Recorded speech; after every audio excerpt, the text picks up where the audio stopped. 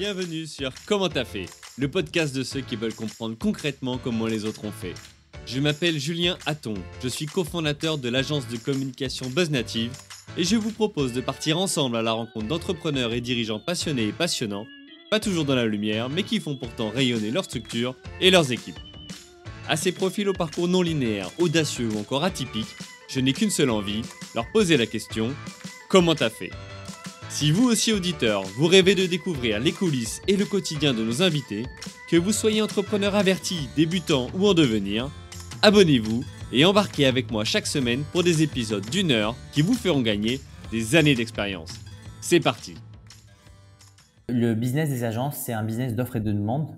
Et en fait, pour recruter, donc en fait, c'est très simple. Tu vas aller chercher des clients et puis une fois que tu as signé un client, tu vas lui attribuer un consultant. Et puis, tu vas signer un deuxième client que tu vas attribuer à ce même consultant, puis 3, puis 4, puis 5. Et puis, à un moment donné, le consultant aura plus de temps à sa disposition. Et donc, c'est à ce moment-là que tu vas devoir recruter un deuxième consultant. Alors là, je l'ai caricaturé, ça se passe pas exactement comme ça, mais pour que les gens comprennent, c'est ça quand je dis que c'est une question d'offre et de demande.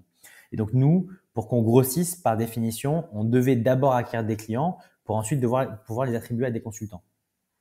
Et donc, l'acquisition client, elle s'est faite beaucoup par deux leviers. Premièrement, par le réseau, comme je l'ai dit tout à l'heure, puisqu'on a eu, grâce à notre expérience, beaucoup de contacts avec des entreprises dans ce milieu-là. Et donc, quand on les a appelés en disant on est parti chez Google, on a monté notre agence, il y en a une grosse partie qui nous a suivis. Donc ça, c'est le premier point, c'est le réseau. Il y a aussi un réseau personnel qu'on a pu développer avec Anthony qui nous a aidés. Et deuxièmement, c'est la communication. On a fait pas mal d'actions de communication, soit sur les réseaux, on s'est beaucoup aidé de LinkedIn et ça a pas mal marché au début et encore aujourd'hui. On a fait pas mal d'articles de presse en racontant voilà qu'on était chez Google puis qu'on est parti à 25 ans et voilà donc ça fait un peu une histoire intéressante pour les lecteurs qui disent ah super comment il a fait pour partir chez Google à 25 ans, ça m'intéresse. Donc c'est ça qui a fait un peu le buzz. On a fait aussi quelques plateaux télé. Et donc, si tu veux, il y a peu d'agences qui ont cet acte ce positionnement-là de un peu start-up, si tu veux, à aller faire les plateaux télé, à avoir des articles dans les Échos, etc. Et donc, on a choisi ce positionnement-là. Et donc, ça nous a permis de nous faire connaître et combiner les deux entre le réseau personnel, le réseau professionnel et la communication qui a pas mal buzzé au début.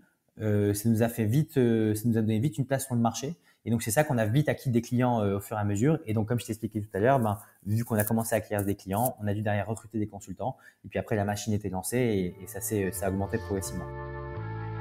Alors, l'extrait vous a plu ? Restez connectés, l'épisode entier arrive très prochainement. Pour en être informé, abonnez-vous au podcast Comment t'as fait sur Apple Podcasts, Deezer, Spotify ou toutes les autres plateformes d'écoute. Rendez-vous sur commenttafait.fr pour vous inscrire à la newsletter. Salut les amis!